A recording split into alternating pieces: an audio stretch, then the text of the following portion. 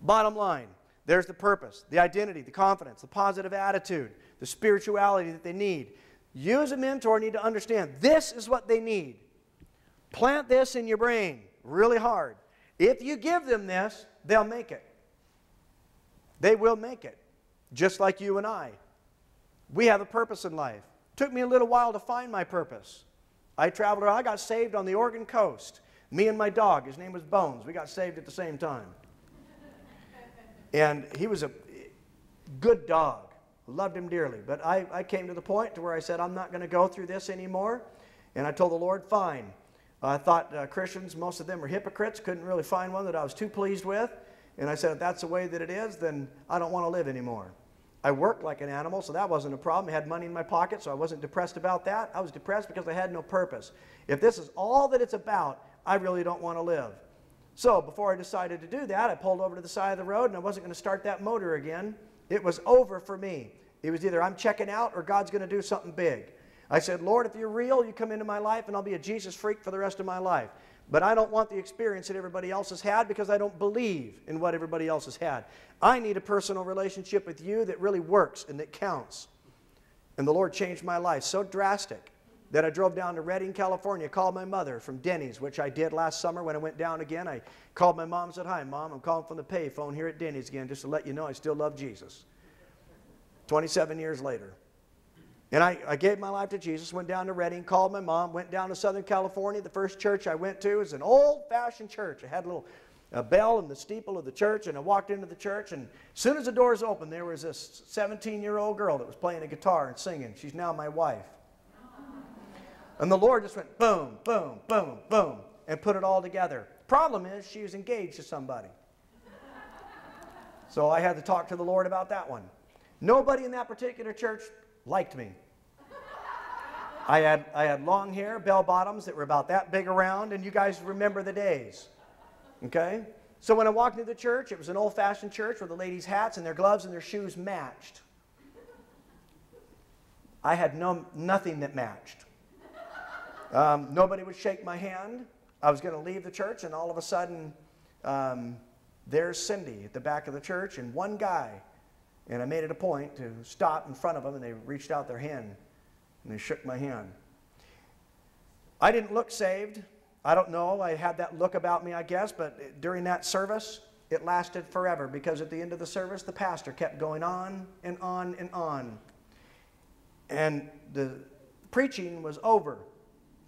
But he kept saying, I know there's somebody here today that really needs Jesus. I was the only person that was new. And I didn't look saved, evidently. I was on fire for God. I really was. I would tell everybody about Jesus. Anybody that I met, I told them about Jesus, and I gave them my testimony. Anybody. Didn't make any difference who they were.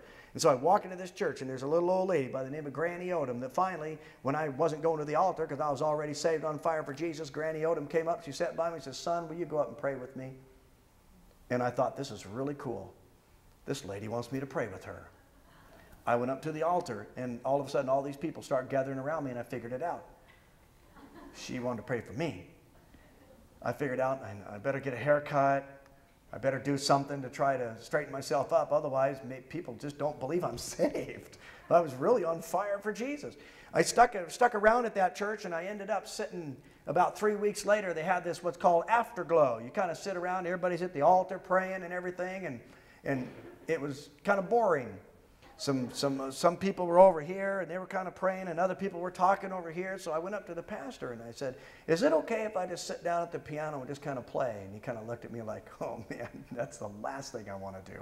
And I convinced him. I said, you know what, I was kind of raised in a church, and so I know some of the old hymns, and I could kind of really, keep it kind of mellow. But I took the old hymns that night, and I kind of bluesed them up a little bit, and I just started playing this soft worship going through.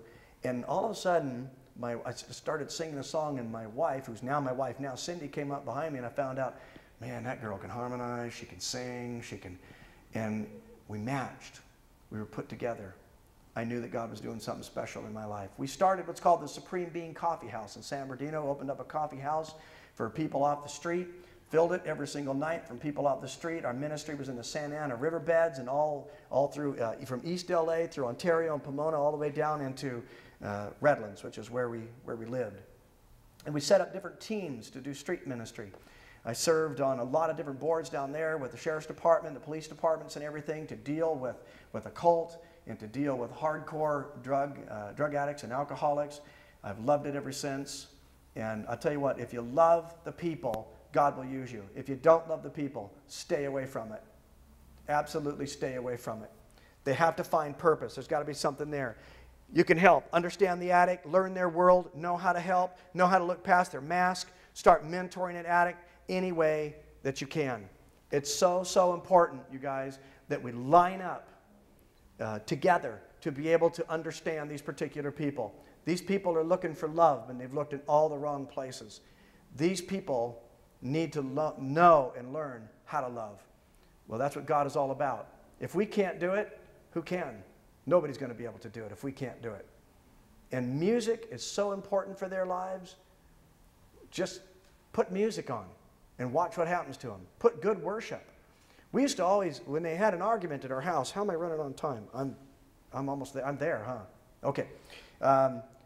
They'd come downstairs arguing in a debate, and we'd put worship music on, and I love, maybe it's just my era, okay, but I'll crank worship music in the house. And I got a system that'll crank. So I'll crank it up.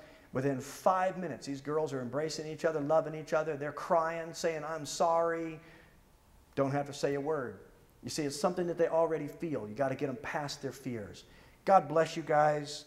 And I appreciate all of you showing up. If there's anything we can do, there's plenty of DVDs. Take as many. I don't care if you take 1,000 of them. I'll bring more if you want, just to get them out to people that really need it. But Lord bless your life. God bless.